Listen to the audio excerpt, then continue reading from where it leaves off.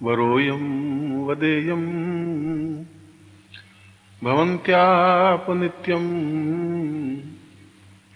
गणेशं वदामि भवनित्यरूपम् शिवोऽहं सरोऽयं देव्यो वदेन्यं चिन्त्यं विचिन्त्यं कामं प्रमेयम्। यह श्लोक मैंने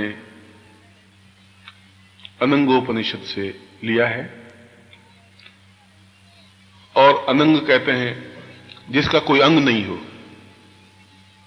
अनंग का नाम है कामदेव। अनंग का तात्पर्य है गृहस्थ जीवन। अनंग का तात्पर्य है पुत्र पौत्र। अनंग का तात्पर्य है, अर्थ है कि हमारे जीवन में हमारे वंश बढ़ता रहे, और पूरे वंश को अनंग कहते हैं। और इसलिए कि हमारे जीवन में जो कुछ है और पूरे जीवन का सार है तो वह अनंग है। सार इसलिए है कि जीवन की 3 अवस्थाएं मानी गई हैं, बाल्यावस्था, फिर यौवनावस्था और फिर वृद्धावस्था। और तीनों अवस्थाओं का जो क्रीम पीरियड है, जो महत्वपूर्ण पीरियड है, जिसमें बड़ा तूफान होता है, वेग होता है, काम करने की क्षमता होती है, वह यौवन का पीरियड है। और यौवन अपने आप में संपूर्ण जीवन का एक सारभूत तथ्य है। लोग कहते हैं कि हमने अपनी जवानी में ये काम किए थे, अब तो खैर बूढ़े हो गए, अब क्या करें, मगर हमने भी ये किए थे।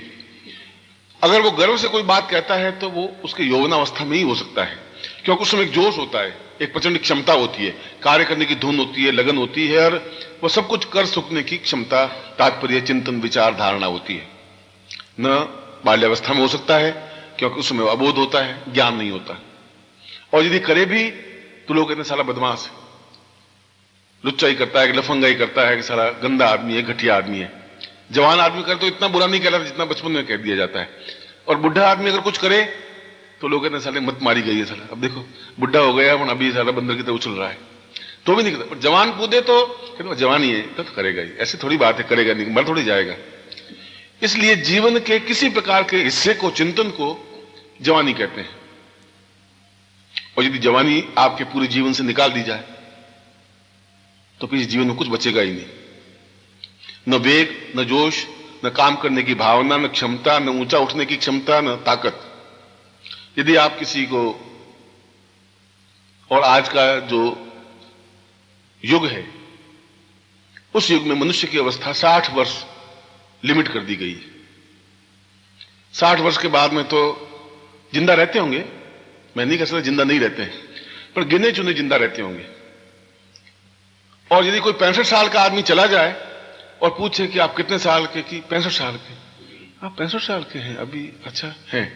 70 साल के को गलत नहीं करेगा, और कहे कि 70 साल के हैं, आप जिंदा है अभी, अरे कमाल हो गया, आप अभी तक जिंदा है, 70 साल के हो गए क्या, कि भैया 70 साल का हो गया, मरा नहीं इसलिए जिंदा हूं, हो नहीं सकता। अच्छा खैर चल, अब 70 साल में हम आश्चर्य करते हैं कि 70 साल में जिंदा कैसे रह गया।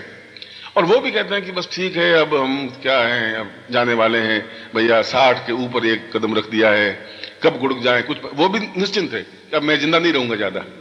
यानी दोनों तरफ से आदमी ने अपनी 60 वर्ष की आयु को बांध दिया है। और आदमी की बाल्यावस्था 25 साल 24 साल तक चलती है। उसके बाद में तुम्हारे पास रह गए 30 वर्ष। 30 वर्ष में 15 वर्ष गए नींद में, पीछे रहे 15 वर्ष पूरी जिंदगी में। 15 वर्ष में आपने 8 घंटे की नौकरी के हिसाब से ही करें तो 8 साल नौकरी के चले गए। कुल आपके जिंदगी के जवानी के पीरियड 6 साल 6.5 साल रहे, ये गणित हमारी। और 6.5 साल में तुम मरते गुड़ते जैसे कुछ करो तो जिंदगी तुम्हारी नहीं हो सकती। ये मैंने गणित इसलिए कही है कि हमारी जब जीवन का अर्थ लिमिट में आ गया, संकीर्ण हो गया है, उस समय जवानी का अर्थ भी सीमित हो गया है। अब जो मैं अपने 20 साल की उम्र में जवान देखे थे, अब मैं जवान देख नहीं पा रहा हूं। मैं अपनी जिंदगी की बात कहूं, कल को चर्चा चल रही थी तो मैंने कहा कि जवानी हुई नहीं, जवानी तुम लोगों ने देखी नहीं, और तुम में से किसने जवानी नहीं देखी, ये तो मैं गारंटी के साथ कह सकता हूं। आजकल तो 24 साल का तो आदमी अपने आप को बहुत जवान मानता है, कहता है ये साला जवान हो गया है। और मैं जब उसको जवान को देखता हूं तो चश्मा चढ़ा हुआ है, गाल पिचके हुए हैं, आंखें धसी हुई हैं और हाथ यूं हिलावे तो हाथ टूटे जैसा हाथ, लकड़ी डंडे जैसे हाथ, और जवान कहलाते हैं। तो मैं सोचता हूं कि अगर यही जवानी है तो भगवान किसी को जवानी नहीं दे, कोई फायदा नहीं इस जवानी से, ये तो बेकार की जवानी है। इससे तो हमारी उम्र के बुढ़ापे ज्यादा अच्छे लोग हैं, जवानी रही नहीं, इसलिए तुम लोगों ने जवानी देखी नहीं। इसलिए इस श्लोक में कहा है कि वो व्यक्ति धन्य है जिसने अपनी जिंदगी में जवानी को भोगा है और जवानी को देखा है। तुम लोगों ने भोगी नहीं, इसलिए नहीं तुम्हारा मैं मतलब कोई शिकायत कर रहा हूं, इसलिए कि या तो तुम्हारे ऊपर सामाजिक दबाव इतना पड़ा कि तुम जवानी देख नहीं सके।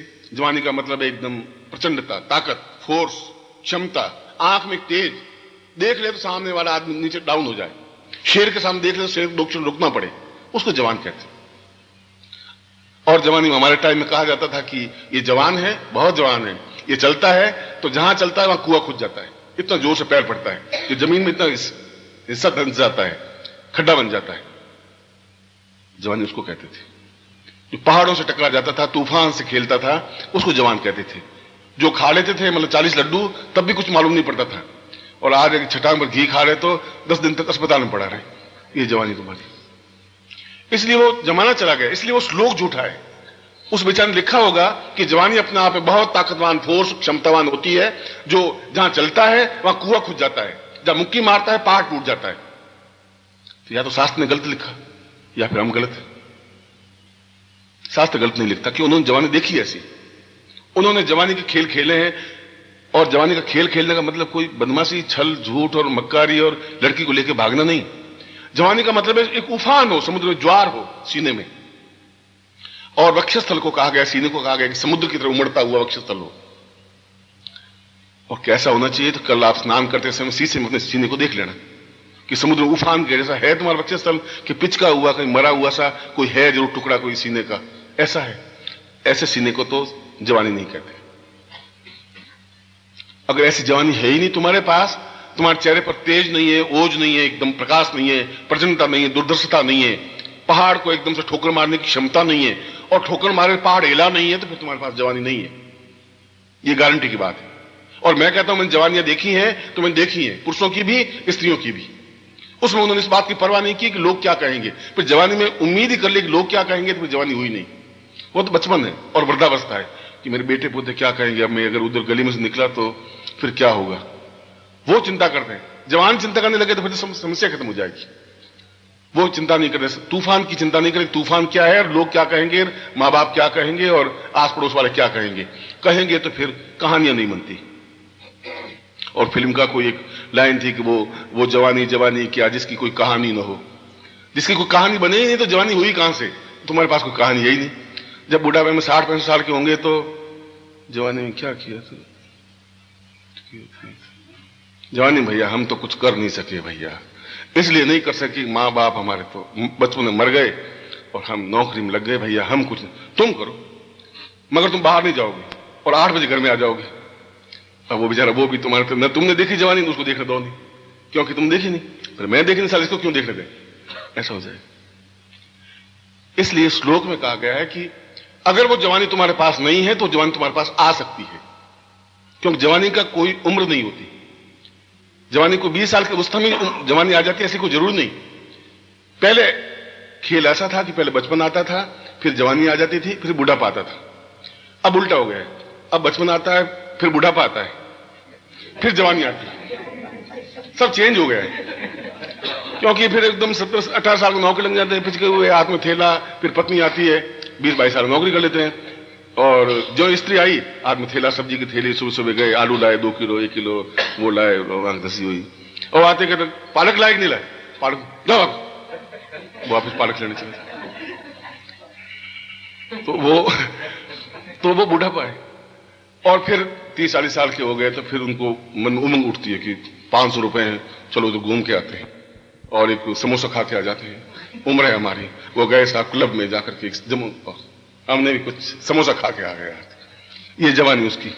और जब वो ऐसे गर्व से कहते हैं कि गुरुजी आपने नहीं देखा, हमें 40-45 साल में क्लब में बहुत खेले। अच्छा, क्लबों में खेल के जवानी कहां से बता दी, वहां क्या जवानी होगी तुम्हारी, क्लब कवर्ड पूरा बंद, अब उसमें बिलियर्ड खेल दी तो तुम्हारी कौन सी जवानी कूद गई, ये जवानी नहीं। मगर वो कह रहा है कि जवानी ऐसी प्राप्त हो सकती है। श्लोक ये कह रहा है, जो मैं श्लोक बोला है, अगर तुम्हारे पास जवानी नहीं है, जिस जवानी की मैंने परिभाषा दी है, जो जवानी में जोश होनी चाहिए, जो ताकत होनी चाहिए, कुछ करने की क्षमता, या तो आप हैं, जीवन का अर्थ है कि या तो आप पूरे भारत में मशहूर हो, या फिर जिंदा मत रहिए। दोनों में से एक काम होना चाहिए। कीड़े मकोड़े चांदनी चौक में जाए तो प्रत्येक गली में एक बिजनेसमैन बैठा है, दुकान से दुकान सटा करके बैठा है, और प्रत्येक दुकान की पकड़ी 5 लाख, और आप बैठे हैं, और ऐसे बैठे हैं। वहां मैं कपड़ा बाजार में गया था, कचौड़ी वाली गली है कि परांठे वाली गली है, उसमें गया था मैं, तो कपड़े की दुकान है वहां चांदनी चौक में, और 3 फुट बाई 5 फुट की दुकान, अगर आप नहीं देखी तो कल देख के आना। इतनी दुकानें खोखे वाले हैं, और एक एक का बिजनेस 20-20 लाख का तो होगा। इसमें कोई टेलीफोन पड़ा है, बैठे हैं सेठ जी, और उसके पास एक और खोखा है 3 फुट बाई 5 फुट का, वहां भी सेठ जी बैठे हैं। एक सामने खोखा है, मैं सांस फेंकूं वो लेता है, वो सांस फेंके मैं लेता हूं, बस। बाहर से रोशनी आने की जरूरत नहीं, बाहर हवा आ नहीं सकती, ऑक्सीजन है ही नहीं। मैंने सांस किया, उसने लिया, उसने वापस फेंका, मैंने लिया। अब उसकी जवानी कहां से आएगी मुझे समझ नहीं आ रहा। न प्राकृतिक हवा, न प्राकृतिक धूप, न प्राकृतिक चिंतन। और मैं उनको जब पूछता हूं कि ऐसा कैसे तुम्हारा चलता है, कि गुरुजी बिजनेस करते हैं, हमारी गद्दी पगड़ी गुरुजी 25-25 लाख की है, अब मैं तुम 40 साल से ज्यादा जिंदा नहीं रह सकते, ये बात गारंटी। जो कार्बन डाइऑक्साइड लेगा और कार्बन डाइऑक्साइड छोड़ेगा वो कहां से जिंदा रहेगा। और तुम बाहर जाए, तुम जाकर देखो, ऐसे ही दुख है। मैं तो वहां 5 मिनट नहीं रुक पाया। मैं कहा भैया मुझे तो ऐसा तुम्हारी जवानी नहीं चाहिए, मैं देख ही नहीं सकता। आप उंगली लगाओ नीचे गिर जाए। वो जवानी कैसी मुझे समझ नहीं आ रही, तुम्हारी क्या जवानी हुई तुम्हारी। मगर मुझे खुशी है कि वो सब लोग, आप सब लोग जवान हैं, इस बात का मुझे गर्व है, आपकी पीढ़ी पर गर्व है। और मैं मरते समय गर्व करूंगा कि मेरे शिष्य मरे हुए पिंजरे से एकदम हाल खराब और दुबले पतले थे और जवानी में थे। बस इस बात में मैं गर्व कर सकता हूं। मैं ऐसा नहीं कह सकता तुम जवान हो, ऐसा नहीं कह सकता। अच्छा, तुम जवान अगर मेरी परिभाषा के अनुसार नहीं हो, तो दूसरे श्लोक में यह कहा है कि स्त्री केवल जवान के पास जा सकती है, स्त्री जवानी के वशीभूत हो सकती है, बुड्ढों के बच्चों के वश में नहीं आ सकती। दूसरे श्लोक में यह कहा है नारी को वश में करने के लिए केवल जवानी पर्याप्त नहीं होती, जवानी, यौवन, जोश, ताकत, क्षमता होनी चाहिए, तब स्त्री नियंत्रण में आती है। बालक तो नियंत्रण कर नहीं सकता, बालक तो मां होती, और बुढ़ापे में नियंत्रण हो नहीं सकती स्त्री, जवानी से नहीं हो सकती। वो तो अगर आपने किसी पुरुष को दूसरी शादी करते हुए देखा या तीसरी शादी की है तो आप उसको पूछो हालत। मैंने देखे ऐसे कई लोग आते हैं कि, और वो गुर्राती रहती है एकदम से, मेरे सामने आते हुए भी कहा तुम चुप रहो जी, मुझे पूछने दो। तो मैं पूछता हूँ ये तुम्हारी फर्स्ट शादी है, एक सेकंड, ये फर्स्ट है? फर्स्ट में तो नहीं हो सकता ये, क्योंकि जब क्या बताएं आपको, बस ठीक भाई तू मां भाग, तू पूछ, मैं चुप। तो मैं समझ जाता हूं कि ये चीज ऊंची है, बहुत महान महान आत्मा है। इस महान आत्मा के दर्शन करके मैं धन्य हो रहा हूं। मतलब मैं कहता हूं कि मैं तुम्हारी आत्मा को प्रणाम करता हूं, तुम्हें तो नहीं कर रहा हूं, तुम्हारी आत्मा को। तुम इतना सहन सकती है कि नहीं गुरुजी मैंने कुछ गलत नहीं, मेरे सामने में तो इतना, घर में क्या हालत होती होगी इसकी, मैं कल्पना कर सकता हूं। पर ऐसा 80% केस ऐसे आते हैं। एक वो होटल में गया पति पत्नी, तो पुरुष था, सेकंड मैरिज थी उसकी, तो पुरुष था 42-45 साल का और वो लड़की 17 साल की थी। तो होटल में कहा हमें कमरा चाहिए एक।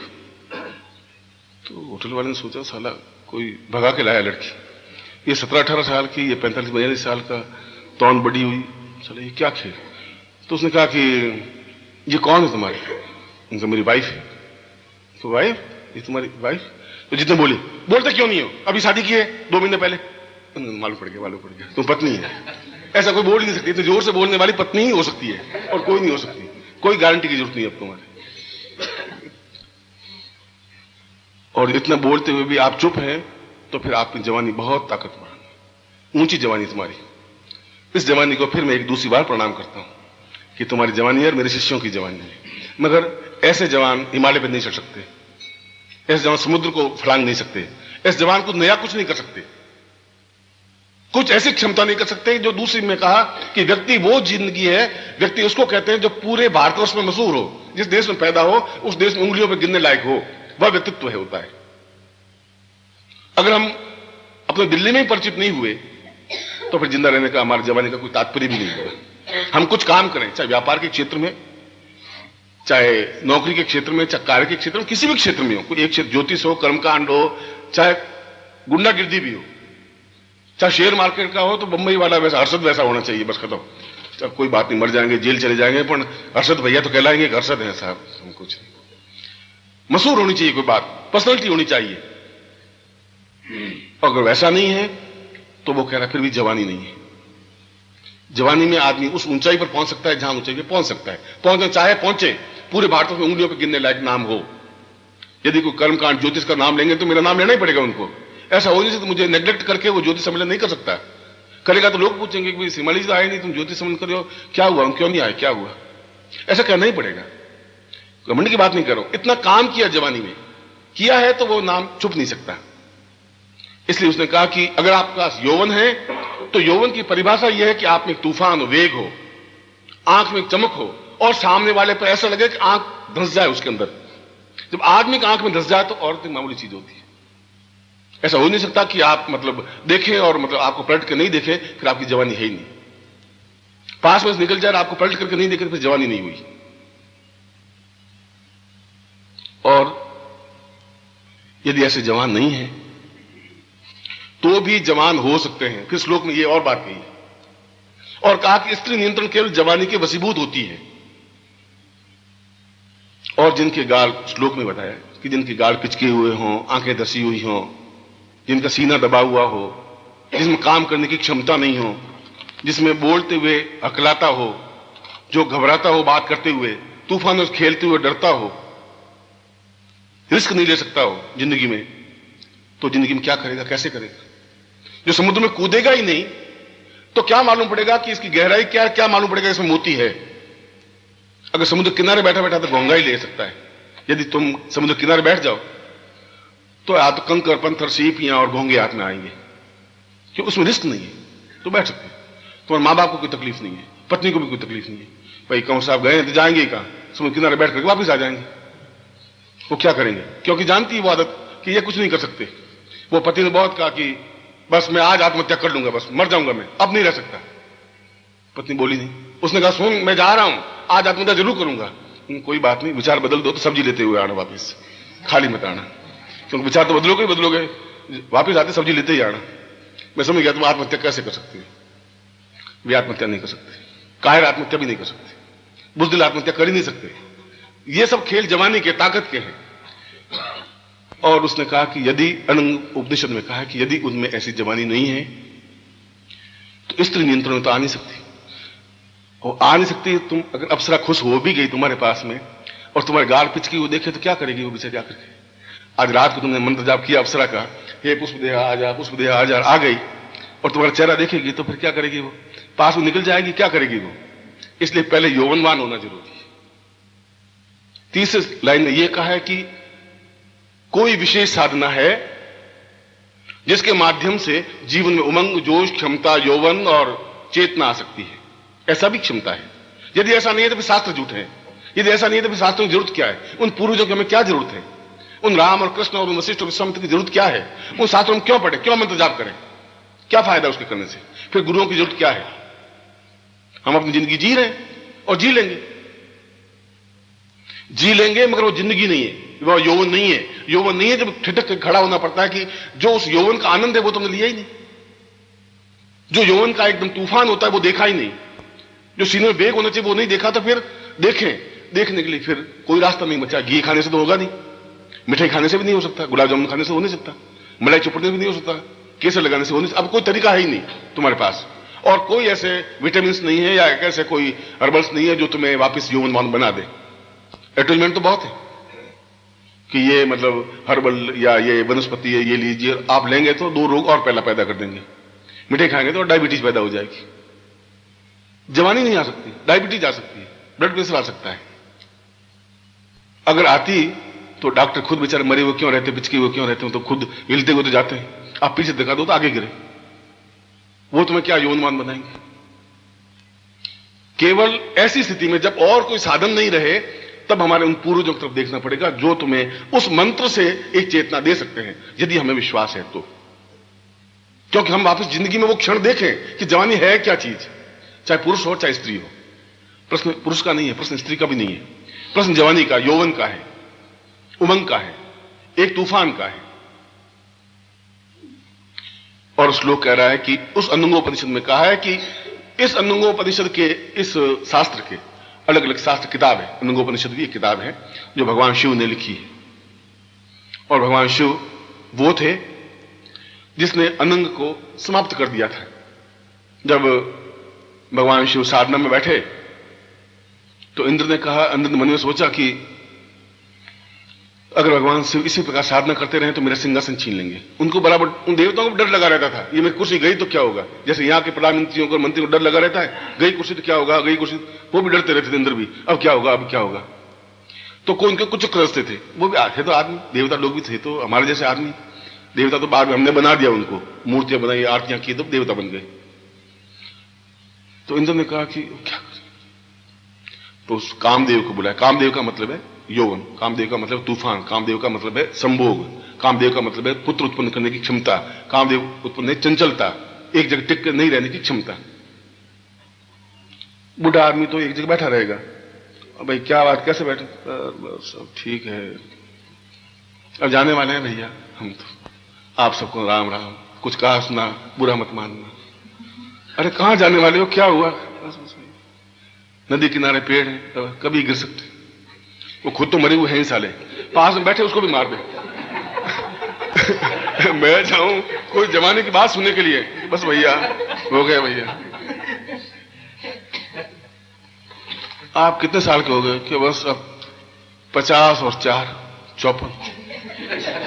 अच्छा 50 और 54 हो गए, तो क्या करते थे, कुछ नहीं भैया, बस घर में 7-8 बच्चे हैं, तो कुटीर उद्योग आपका यही था, 7-8 बच्चे हैं, जैसे कोई घर में कुटीर उद्योग खोल दिया हो। अरे 7-8 बच्चे, राम जी के, मेरे थोड़े ही, राम जी के तो थे, राम जी यहां कहां से आ गए, राम जी तो अयोध्या में बैठे हुए हैं, मगर अब उनके 8 बच्चे, अब वो पीपल के किनारे बैठे, अब जा रहे हैं सारे बच्चे, उनका कहना माने नहीं, बेटे उनकी कहने माने नहीं, पत्नी गुर्राती रहे, और वो बेचारा, हम मैं जाऊं पास में तो जाऊं तो जोश खाने के लिए, और वहां मरता हुआ वापिस आऊंगी बस, और बस अब गए। वे ऐसा कुछ नहीं कर सकते, वो संभव नहीं है। और 50 साल की उम्र में भी अगर ये क्षमता आ गई, ये चिंतन आ गया, तो फिर जीवन कब जीवन होगा, कब हम, जब ब्राह्मण शतायु आशीर्वाद देता है कि शतायु हो, या तो ब्राह्मण आशीर्वाद दे नहीं शतायु हो, तुम ब्राह्मणों को 5 रुपए दो, तुमको पंडित जी अब 60 साल की उम्र बताइए, बस बहुत, अब शतायु वाला खेल गया कि 100 साल का हो बच्चे सुखी रहो, तो क्यों झूठ बोले पंडित जी, हो नहीं सकते, ना आप हो सकते हैं ना हो सकते। मगर अगर शास्त्रों में शतायु हो मामूली बात थी, तो आज भी आदमी 100 साल की उम्र जी सकता है, यदि उसका 30 साल का पीरियड जवानी में निकले, तो वो जवानी का पीरियड आगे पिघल पिघल करके पूरा 100 साल पहुंचा सकता है। तुम्हारे पास जवानी का 4 साल पीरियड, 22-23 साल में जवान हुए, 27 साल में खत्म हो गए, खत्म, अब बस हो गया, कुछ नहीं, अब क्या हो गया, अब कुछ नहीं, अब बस हो गया। अब लड़की मतलब आप देखो 17-18 साल की तो एकदम कूद नाच जो लफंगा जो करना करे, और 24-25 साल में जुदियां पड़ गए, बस क्या हुआ, 2 बच्चों की मां हो गई, अब बस हो गई। अरे अभी तो 27 साल की उम्र तेरी चल रही है, अब क्या हो गया, बस कुछ, अब वो हमें कहीं जाने देते नहीं, न आने देते हैं, न कुछ करने देते हैं, और बच्चा बेचारा जाने देता नहीं, आने देता नहीं। कौन सी जवानी रही, 4 साल की जवानी स्त्री की रही, 6 साल की स्त्री पुरुष की रही, ये जवानी की पीरियड रह गया। मगर हमारे शास्त्रों में कहा कि 25 साल तक बाल्यावस्था, ब्रह्मचर्य अवस्था, फिर 50 साल तक यौवनावस्था, फिर 25 साल का यौवनावस्था कहां से आएगा, इसलिए कि हम वो चिंतन भूल गए, वो रास्ता भूल गए, कोई गुरु नहीं मिले जो तुम्हें बता सके ऐसे जवान हो सकते हैं। और उस 30 श्लोक में 30 पंक्ति में ये कहा है कि ऐसे मंत्र हैं, ऐसा चिंतन है, ऐसे अनंग हैं। वो शिव जी को मैं कह रहा था, शिव जब समाधि में बैठे तो बार बार इंद्र ने उसको भेजा, तो कामदेव ने एकदम वनस्पति गुलाबी, गुलाब के फूल खिल गए, चारों तरफ प्रकृति खिल गई, और ऐसा उनके मन में ज्वार पैदा किया कि कहीं मुझे जाना चाहिए, पार्वती के पास जाना चाहिए, या कहीं घूमने जाना चाहिए। भगवान शिव के बार बार मन में चिंतन आया, फिर आंख खुल गई, मैं समाधि साधना अवस्था में हूं, और ये ऐसा मन में क्यों विचार आ रहा है, ग्रस्त का विचार क्यों आ रहा है, संभोग का विचार क्यों आ रहा है, क्या बात है। फिर उसने आंख बंद की, भगवान शिव जैसी बात कह रहा हूं, आप और हम तो फिर भी एक मनुष्य प्राणी है। फिर 5-7 मिनट बाद फिर उनकी ध्यानस्थ अवस्था टूट गई, बहुत गुस्सा आया, और उन्होंने अपने तीसरे नेत्र से उस कामदेव को भस्म कर दिया। ये शिव पुराण में वर्णित है। जो समाप्त हो गया, उसके बाद में भी इतनी बलात्कार, इतनी लूट मार, इतनी लड़कियों को उठाने वाली इतनी समस्याएं होती है, जिंदा रहता है तो क्या हालत होती है, आप कल्पना करें। और भस्म होने के बाद भी कामदेव की स्थितियां ये है, कितना ज्वार आता है, और उस यौवनों ने कितना ज्वार झेला होगा, जिन्होंने उस सजीव अनंग को भी अपने शरीर में झेला है। मगर सजीव अनंग को झेलने के लिए, उस साधना के लिए केवल जरूरी है कि आपके पास एक रास्ता हो, जो रास्ता यौवन की ओर जाने वाला हो, उमंग की ओर जाने वाला हो, जोश की ओर जाने वाला हो, ताकत की ओर जाने वाला हो, कुछ कर गुजरने की क्षमता होनी चाहिए, पावर होना चाहिए। और वो पावर तुम्हारे पिताजी नहीं दे सकते, वो पावर तुम्हारे पड़ोसी नहीं दे सकते, वो पावर तुम्हारी केमिस्ट्री की किताब नहीं दे सकती, तुम्हारी नौकरी नहीं दे सकती, पैसे नहीं दे सकती। अगर पैसे दे सकते फिर तुम्हारी आंखों में चश्मा नहीं होता, फिर गाल पिचके हुए नहीं होते। तुम्हारे पास पैसे इतने तो होंगे, और सफेद बाल नहीं होते 30 साल की उम्र में। पैसा नहीं दे सकता तुम्हारे आस पड़ोस वाले कुछ नहीं कर सकते, ऐसा संभव नहीं है। केवल एक रास्ता बचा है, क्योंकि बाकी सब रास्ते आपने देख लिए, इंजेक्शन लेके देख लिए, गोलियां लेके देख ली, मिठाई खा के देख ली, घी खा के देख लिया, सब कुछ करके देख लिया। और वो कह रहा है नंगोपनिषद की उस मंत्र के माध्यम से जो तुम्हें गुरु बताए, उस रास्ते पर चल करके यदि आप पूर्ण यौवन प्राप्त कर सकते हैं तो निश्चय ही पुष्पदेहावसरा आपके एक क्षण में आपके सामने उपस्थित होती ही है। संभव ही नहीं है कि आप आवाज दें रुके, रुक नहीं सकती। स्त्री रुक जाती फिर यौवन ही क्या हुआ? आपने आवाज दी, स्त्री रुक गई या नहीं रुकी, तो फिर तुम्हारे यौवन को एक धिक्कार है, फिर यौवन बन ही नहीं सकता। अब यह बात अलग है कि गुरुजी ने कह दिया कि धिक्कार मुझे, हाथ ही पकड़ ले, जाति का है। गुरुजी ने कहा था आज मैं यौवन दिखा देता तो जेल चले जाओगे। ये साथ में और बता देता हूं, इसलिए मुझे आज कहूं तुम कल जाते ही मतलब अपने यौवन को ताकत देने लग जाओगे सड़क पर तो फंस जाओगे। इसलिए इतना जोश खाना मत कि साले जाति कहां है, इधर से पास में से मर गया हूं क्या मैं? और सीधा उसको वो चीखे चला, कुछ नहीं, गुरुजी ने कह दिया था जा नहीं सकते। ऐसा मत कर देना, क्योंकि तुम पूछे पुलिस क्या किया, गुरुजी ने बताया था। अच्छा तुम्हारे गुरुजी भी ऐसे हैं, उनको ही बुलाओ, तो मैं फिर मारा जाऊंगा बीच में तुम्हारे कि भाई मैंने ऐसा थोड़ी कहा था तुम्हें पकड़ना, कि आपने कहा था कि पास में निकल जाए, तुम्हें शर्म नहीं आती। इसलिए थोड़ा शरीर में उमंग जोश, तुम्हारे यौवन के सुगंध से, तुम्हारे पास अगर यौवन होगा शरीर में सुगंध निकलेगी, जिसको यौवन गंध कहते हैं। उस यौवन गंध से अपने आप में सम्मोहन अवस्था पैदा होती है। शरीर में सुगंध होती नहीं, शरीर तो दुर्गंध युक्त है। यदि आपको विश्वास नहीं, आप 3 दिन स्नान मत करिए, शरीर से बदबू आएगी। पास में कोई आदमी बैठेगा, स्नान नहीं की क्या, बहुत बदबू आ रही है। शरीर तो अपने आप बदबूदार है, यौवन अपने आप में सुगंध युक्त है। अगर यौवन है तो उसमें आप 4 महीने में स्नान नहीं करें तो सुगंध आएगी, उस सुगंध से प्रभावित होती है या होता है। यदि स्त्री में अगर यौवन है तो पुरुष प्रभावित होता ही सुगंध से। वो सुगंध आपने कभी अनुभव की नहीं, क्योंकि आपके पास यौवन रहा नहीं, आपने कभी यौवन दिया नहीं होगा, मैं ऐसा नहीं कह रहा हूं। यदि ऐसा है तो पुष्पदेहावसरा एक आवाज पर उपस्थित होती ही है उस साधक के पास में। तो इसका मतलब ये हुआ पुष्पदेहावसरा आपने साधना की, इसके साथ एक और साधना होनी चाहिए जो आपको यौवन प्रदान कर सके, जो आपको पूर्णता प्रदान कर सके, जो उसको पौरुषता प्रदान कर सके, जो आपको अनंग प्रदान कर सके। और वह रास्ता उस श्लोक के अनुसार कि उसके लिए एक मंत्र है जो गोपनीय मंत्र है। इसलिए मैंने ये बात सारी बताई कि गुरु सब कुछ तो दे दिया, बिल्ली ने मतलब शेर को सब कुछ सिखा दिया कि ऐसा चपट्टा मारना चाहिए, शिकार आए तो यूं कूदना चाहिए, छलांग लगानी चाहिए। मगर उसके साथ में शेर ने सोचा कि ये झपट्टा मारना, ऐसे शिकार को दबोचना, ये काम करना, ये तो बिल्ली से सीख लिया, चलो बिल्ली पर एक्सपेरिमेंट कर लेते। जो बीज, ये बीज है, ये एंग और स्ट्रिंग, ये दोनों बीज है, समझे ना। बाकी तो मंत्र है, पुष्पदेहा वरवर्ध श्रिये नमः, ये पुष्पदेहावसरा का यही मंत्र है, दूसरा मंत्र इसका हो ही नहीं सकता, ये संभव है। मगर इसको अनंग पुष्पदेहा मंत्र बनाना हो, क्योंकि ये उनके लिए मंत्र था उस समय जब यौवनवान थे ही आदमी, उसलिए उस यौवन को प्राप्त करने के लिए उनको कुछ करने की जरूरत नहीं थी। मगर आज के युग में उसको एक एक्सपेरिमेंटल और थोड़ा चेंज करना ही पड़ेगा, और वह है ओम, इसके साथ में अनंग, अ और न के ऊपर बिंदी ग, अनंग, फिर एंग श्रीं पुष्पदेहा वरवरद श्रियै,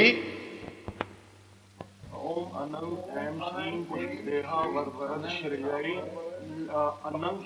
अनंग प्राप्य नमः। और मैंने समझाया अनंग का मतलब है कामदेव, अनंग का मतलब है यौवन, अनंग प्राप्य वह प्राप्त हो। उसके बाद 2 बीजें सुने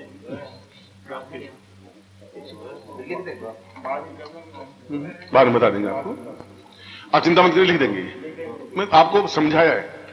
और इस प्रकार के मंत्र को आपको कैसे जपना चाहिए, जब आपको सिद्धि प्राप्त करनी है अब आप रात को, और मैं जो कह रहा हूं इसमें कोई अतिशयोक्ति नहीं है, इसमें कोई बहुत महानता भी नहीं है कि ऐसा हो नहीं सकता, ऐसा होता ही है। आपके मन में कमजोरी इसलिए आप सोचते हैं ऐसा नहीं हो सकता।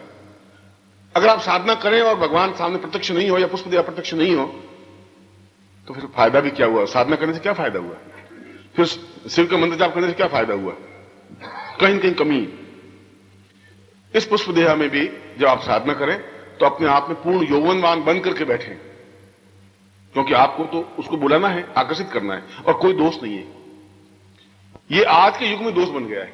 मुगल काल के बाद में किसी स्त्री से बात करना दोष है, किसी से देखें तो एकदम से हमें घबराहट होती है, आस पड़ोस वाले सोचते हैं साला क्या बात है। आज में और हमारा समाज कितना गंदा और दूषित हो गया है, इसका उदाहरण दूं कि हमारी आंखें कितनी गंदी हो गई हैं कि यदि आप मुझसे परिचित नहीं हो भाई दीदी, और मैं अपनी खुद की लड़की को कमरे में अपने ऑफिस में बैठा हूं और किसी काम से बुलाया और बात कर लूं थोड़ा दरवाजा बंद करके 15 मिनट के लिए, तो आप में से किसी के मन में यह आ ही नहीं सकता कि बेटी से भी बात हो सकती है। कोई चक्कर है सर, कोई लड़की को बुलाया है, गुरु जी कहा है किसी लड़की के साथ बैठे गप्पे मार, आपको यही चिंतन नहीं आता भाई बहन भी हो सकती है, बेटी भी हो सकती है, चिंतन आएगा ही नहीं तुम्हारा। इतनी गंदी दूषित तुम्हारी आंख बन गई है, तुम्हारी नहीं प्रत्येक व्यक्ति की आंख बन गई। तुम अगर किसी के पास बैठ जाओ या आप किसी मान लो करार पे चले जाओ और ऊपर जो बगीचा है वहां खड़े हो जाओ, किसी लड़की से बात कर लो जो तुम्हारी बहन है, और 500 निकल जाएंगे, 500 मन में एक ही धारणा बनेगी कि साला बदमाश है, कोई लड़की को फंसा रहा है, चक्कर चला रहा है। इतना दूषित हो चुका कि अपनी बहन से बात करते टाइम भी मन में पहले ही घबराहट होती है। क्या सोचेंगे? मैं वही कह रहा हूं, बहुत दूषित हो गया। ऐसे माहौल में हमारी जब आंख गंदी हो गई है तो हम किस आंख से साधना, किस आंख से देखेंगे, किस आंख से पुष्पदेहा को देखेंगे, किस आंख से शिव को देखेंगे, कृष्ण को किस आंख से देखेंगे? क्योंकि हमारी आंख ही गंदी, हमारी आंख गंदी है। हम चाहे साधक कहें अपने आप को, आंख स्वच्छ होनी चाहिए। ऐसा हो नहीं, ऐसा है नहीं, घबराहट है नहीं मुझे। मैं किसी से बात करता हूं मुझे कोई घबराहट होती नहीं, तुम सोचोगे, तुम्हारी माइंड संकीर्ण होगा, तुम ऐसा सोचोगे, तुम सोचते रहिए। फिर समाज को देखना एक अलग बात है, पर समाज हम जब खराब है तो हम 1 और 2 और 4 से मिलकर समाज बना। समाज को अलग तो कोई चीज है ही नहीं, समाज तो वही है जो हम हैं, वो समाज है। जो आप 500 लोग हो एक समाज बन गया, ये दधीची समाज, एक ब्राह्मण समाज, एक हरिजन समाज, एक यही तो समाज हुआ। इसलिए इस बात की अगर चिंता ही कर ली तो फिर आपका यौवन है ही नहीं। इसलिए उस मंत्र को जाप करते समय आप यौवनवान बन के बैठे। यौवनवान बन के मतलब है एकदम, चाहे आप कोट पैंट स्वेटर पहन करके बैठ सकते हैं साधना में, ऐसा भी कोई जरूर नहीं। और यदि आप साधक के कपड़ों में बैठे तो पूर्ण यौवन के साथ बैठे, प्रचंडता के साथ बैठे। मरे हुए पुष्पदेहा मंत्र नहीं हो सकता एकदम से पुष्पदेहा होगा। अब ऐसे कैसे, तुम गर्दन तो लड़की आ भी गई तो पास में निकल जाएगी। वो साथ बैठिए, सामने बैठिए, ताकत के साथ बैठिए और क्षमता के साथ बैठिए। और शास्त्रों में कहा है कि सुगंध पदार्थ धारण करके बैठिए, यानी इत्र लगाइए, पुष्पों की माला पास में रखिए, पुष्पमाला पहनिए, विच यू लाइक, जैसा भी आप चाहे ऐसा करके बैठिए। और आपके चेहरे पर, आपके आंख में, आपके वक्षस्थल पर एक ओज होना चाहिए, ताकत होनी चाहिए। बोलते समय ऐसा लगे कि यौवनवान बोल रहा है। मरी हुई अवस्था में पुष्पदेहा मंत्र नहीं हो सकता। ये उच्चारण करना सिखा रहा, मंत्र का उच्चारण कैसे किया जाए वो समझा रहा हूं। यदि उच्चारण आपका सही नहीं है तो फिर आप सफलता भी नहीं पा सकते। और पुस्तक आपको उच्चारण नहीं सिखा सकती, पुस्तक आपको मंत्र बता सकती है, कैसे बोलना है ये पुस्तक नहीं बता सकती। वह गुरु बता सकता है जो जिंदा गुरु होगा, वो बता सकता है कि आपको इस तरीके से बैठना है, आपका सीना ऐसा होना चाहिए, ऐसे बैठना है, इस तरीके से आपके मुंह से आवाज निकले जैसे यौवनवान की आवाज निकलती है। और उससे पहले 5 मिनट चिंतन करना चाहिए कि मैं यौवनवान हूं और मुझे इस मंत्र को जाप करना है।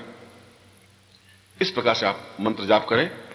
और जितना मंत्र शिक्षा आपको बताई है, क्योंकि पहले तो केवल 51 माला मंत्र जाप करने में या 5000 मंत्र जाप करने में मंत्र सिद्ध होता ही था, मगर उस समय मंत्र सिद्ध होता था जब उसकी आंख बिल्कुल स्वच्छ होती थी, उसमें मंत्र सिद्ध होता था। जब यौवन में ताकत होती थी उसमें मंत्र स्वच्छ होता था। जब उस आदमी में पूरा विश्वास, कॉन्फिडेंस होता था।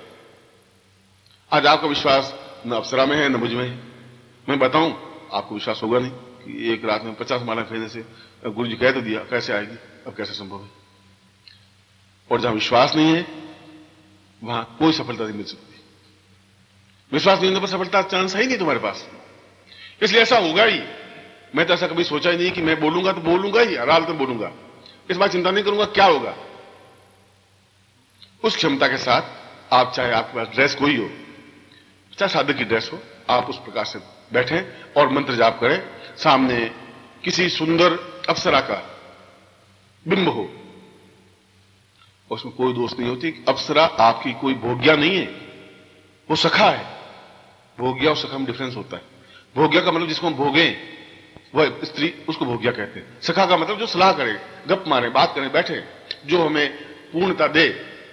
आप अगर बुढ़ों की संगत करेंगे तो बुढ़े हो जाएंगे, आप बालकों की संगत करेंगे बालक हो जाएंगे, यौवनवान की संगत करेंगे यौवनवान बन जाएंगे। आपकी जैसे संगति होगी वैसा ही आपका स्वरूप बनेगा, आकृति वैसी बनेगी। आप कैसी संगति है, संगति से मालूम कर लूंगा कि यह आदमी कितना घटिया है, कितना अच्छा है। संगत का मतलब ये, यदि आप रोज बुढ़ों के पास बैठ जाएं, 5-7 दिन बाद आप खुद पीले पड़ जाएंगे, चेहरा पीले पड़ जाएगा, आगे सो जाएंगे आप घर में, देख लेना बड़ी। मैंने एक्सपेरिमेंट किया था ऐसा। एक बिल्कुल स्वस्थ, ये पहल जैसा मर्द आदमी, और इस प्रकार के आदमी पर मैंने ये कहा कि शिष्य ही था और जो तुम ही रहता था। मैंने उसको एक दिन मिला था, मैंने कहा क्या बात है, तुम पीले पीले बहुत दिखाई दे रहे हो, क्या हुआ? नहीं गुरु जी ऐसी तो कोई बात नहीं है। ऐसी बात तो नहीं है, मगर चेहरे में जैसा है कोई बीमारी, को जॉन्डिस था क्या? कहते गुरु जी जॉन्डिस तो नहीं था, बिल्कुल जैसे लग तो रहा है तुम पीला। अच्छा, यूं कर, अब उसको माइंड में जॉन्डिस होगा साला कोई, ये साला गुरु जी ने कहा है तो पीलापन लिख रहा। अब शीशे में 5-6 बार देखा साला, इधर से देखा, फिर इधर से देखा, आंख फाड़ के देखी। अब उसको विश्वास हुआ नहीं, फिर डॉक्टर के पास गया, मेरा खून टेस्ट करिए, ब्लड निकलवाया अपना, उसमें कोई न कोई तो खून में कमी आएगी, चाहे हीमोग्लोबिन कम हो, चाहे कोई कम हो, कि हीमोग्लोबिन कम हो। गुरु जी ने कहा पीलापन हीमोग्लोबिन कम है तो हो गई सर। तो आके बैठ गए, थोड़ा बहुत हुआ कि भाई चेहरे से तो ठीक। दूसरे दिन फिर वो, मैं उसके घर के पास में से निकला, मैं गुरुदेव, मैं क्या बात है, इतना बीमार लग रहा है, कल भी मुझे पीला पीला लग रहा था और बीमार लग रहा है, मुझे कहना तो नहीं चाहिए मगर तुम्हें लग रहा है बीमार। उनका गुरु जी मेरा हीमोग्लोबिन बहुत कम है। हीमोग्लोबिन कम है? अच्छा, हीमोग्लोबिन कम कैसे हो गया? सोचा हीमोग्लोबिन कम, गुरु जी क्या होता है? मतलब हीमोग्लोबिन, डॉक्टर कहते हैं हीमोग्लोबिन कम होता है तो आदमी खाट में पड़ जाता है, बहुत बीमार रहता है। एक्चुअली हीमोग्लोबिन कम होगा तो आदमी, मैं कहा व्हाइट अणु ज्यादा हो जाते हैं, बहुत गड़बड़ होती। लाल अणु क्या हुआ तेरे, गड़बड़ क्या हुई? उस नौकरी पे गया ही नहीं बेचारा, जा ही नहीं सका। वो घर में पत्नी को कहा कि मैं बीमार हूं, तुम बोला मत कर, तू ज्यादा चिढ़ती है तो मर गया, देख ले तू। वो ची ची करे दिन भर, जी जी करे। पत्नी कहते तेरे कुछ नहीं हुआ है, आप वो तू नहीं समझती, हीमोग्लोबिन कम है मेरा। वो देख लो 30 दिन में उनके घर सुबह चला ही गया, जाके चाय वाय पी तो वो निढा मरा हुआ। 3 दिन पहले तो खूब ठट्ठा मारा था। मैं तुझे पहले ही कहा था बीमार है, तुझे विश्वास था नहीं, अब तू हालत देख। अब ऐसे ही तू काम करता रहा तो खाट में पड़ जाएगा, ध्यान रखना तू। और गुरुजी कल से मैं खाना ही नहीं खा सकता, पचे नहीं, ऊब गई, अब उल्टी आ रही, रात को नींद नहीं आई और बहुत बेचैनी रही और पसीना पसीना शरीर हुआ, कभी एकदम सर्दी लगती, कभी पसीना होने लगे। मैं भी पहले ही कह रहा था, मैं ऐसा है कुछ न कुछ है जरूर, तेरे चेहरे से लग रहा है। 30 दिन अस्पताल में भर्ती हो ही गया वो। अब बताओ, बिल्कुल स्वस्थ व्यक्ति को 3 दिन में मैंने बुढ़ापे की बातें कर करके पेट बुढ़ा बढ़ा दिया, अस्पताल में सुला दिया। ये एक्सपेरिमेंट। अब तुम जैसे संगति करोगे उस बुढ़ो के यही कहेंगे, अब कुछ नहीं भैया, राम का नाम लो, और बस कुछ नहीं है, बेटे मानते नहीं, बहुएं साली बदमाश हो गई हैं, कहने मानती नहीं है। ये मैंने सोचा और साथ देगी, और भी बहुओं का साथ देने लग गई, अपन तो भैया अकेले रह गए, अपने सोचे अपन भी अकेले रह गए, वो रह गए, तो 30 दिन तो मैं बुढ़ा बन ही जाऊंगा। तो आप जैसे संगति करेंगे, इसलिए सखा, उसकी संगति करने से आप यौवनवान बने रहेंगे, क्षमतावान बने रहेंगे, ताकतवान बने रहेंगे, जोश बना रहेगा, एक तूफान सा बना रहेगा, काम करने की धुन बनी रहेगी। इसलिए उसकी साधना, इसलिए अपनी पत्नियों को जाकर कह देना कि पुष्पदिया साधना करने से कोई खतरा नहीं तुझे। वो सोचे गुरु जी ने ये कौन सा खेल खेल दिया, ऐसा नहीं। पुष्पदिया का साधना करने का मतलब है कि हमारे जीवन में कोई कमी नहीं रही, हम पूर्ण स्वस्थ होंगे, यौवनवान होंगे तो बहुत कुछ कर सकेंगे। इसलिए उस मंत्र के साथ, जो मैंने मंत्र दिया है, उस मंत्र के साथ आप नित्य 11 माला या 21 माला या 5 माला जो भी हो आप करें, और कम से कम कुल मिलाकर के आपको 300 मालाओं की आवश्यकता है मंत्र जाप में, यौवनवान और स्वस्थ बने रहने के लिए। पहले एक रात्रि में ही मंत्र जाप कर लेते 300 मालाएं, छोटा मंत्र है, मगर आप 2 या 3 दिन में ऐसा संपन्न कर सकते हैं। और जो मैंने बताया कि गुरु प्रत्यक्ष या सजीव गुरु के बारे में, तो अगला जो गुरुवार है उसमें तो गुरु प्रत्यक्ष सिद्धि साधना ही क्या यही है, गुरु प्रत्यक्ष सिद्धि साधना का तात्पर्य यह है कि गुरु स्वयं अपने पूरे ज्ञान के साथ मेरे शरीर में समाहित हो। गुरु प्रत्यक्ष, गुरु का मतलब गुरु प्रत्यक्ष तो है ही, मैं बैठा हूं आपके सामने, गुरु प्रत्यक्ष हो गए, फिर साधना की क्या जरूरत है उसमें? मगर प्रत्यक्ष तो हूं, मगर तुम्हारे मेरे बीच में 1-2 फुट का फासला है और 1000 मील का फासला है। इसके मेरे बीच में 1000 मील का फर्क है, यहां बैठा है। इसके मेरे बीच में आधा किलोमीटर का फर्क है, इसके मेरे बीच में 1 इंच का फर्क है। इसलिए कि आपके शरीर में, आपके प्राणों में मैं कितना समाया हुआ हूं। मैं का मतलब नाना सिमाली नहीं, मेरा पूरा ज्ञान, मेरा पूरा चिंतन, मेरी पूरी विचारधारा वह कितनी प्राणों में समाई हुई है, आपके प्राणों में, और नहीं समाई हुई है तो फिर कोई ऐसी साधना हो जिसके माध्यम से मेरे प्राणों में वह गुरु अपने पूरे ज्ञान के साथ समाहित हो, जिससे कि जो मुझे 300 मानवों का कहा है, फिर मुझे 3 मानवों में सिद्धि मिल जाए, फिर 300 मानवों की जरूरत नहीं पड़े, क्योंकि वह पूरी साधना सहित गुरु मेरे प्राणों में समाहित है। इसलिए पहले शास्त्रों में अंत में जो दीक्षा देते थे, गुरु प्रत्यक्ष सिद्धि साधना देते थे। जब उसको घर विदा करते थे 25 साल की अवस्था में, तब गुरु प्रत्यक्ष साधना सिद्धि देते थे कि मैं तुम्हारे प्राणों में, प्राण के अणु अणु में, कण कण में, रक्त के कण कण में समाहित रहूंगा, और जब मैं अपने ज्ञान के साथ और चिंतन के साथ समाहित रहूंगा तो फिर तुम्हें इतनी लंबी छोटी साधनाओं करने की जरूरत नहीं रहेगी। तुम गृहस्थ जीवन में पूर्ण सफलता प्राप्त कर सकोगे, तुम वानप्रस्थ जीवन में सफलता प्राप्त कर सकोगे। इसलिए गुरु प्रत्यक्ष साधना सिद्धि की जरूरत थी, या गुरु प्रत्यक्ष साधना की आवश्यकता है। इसलिए प्रत्येक साधना के पहले गुरु पूजन आवश्यक है, गुरु का नाम लेना आवश्यक है, चाहे कोई गुरु हो आपके, और उसका गुरु ब्रह्मा गुरु विष्णु करने की जरूरत है। ये सब कुछ मैंने इसलिए मुझे बोलना पड़ा कि आप जब साधना करें, ये जो आपने मंत्र जाप किया बिल्कुल सही किया है, ये मंत्र तो यही है, इस मंत्र को तो हम बदल नहीं सकते, मगर मैंने इस मंत्र में अनंग मंत्र भी जोड़ दिया है। इसलिए अप्सरा को रति भी कहते हैं, अप्सरा भी कहते हैं। पुष्प देह का मतलब है कि उसका यौवन एक गुलाब के फूल से भी हल्का है, मगर उसमें वेग इतना है कि पूरे समुद्र को अपने आप में समाहित कर ले, इसलिए उसका नाम पुष्प देह है।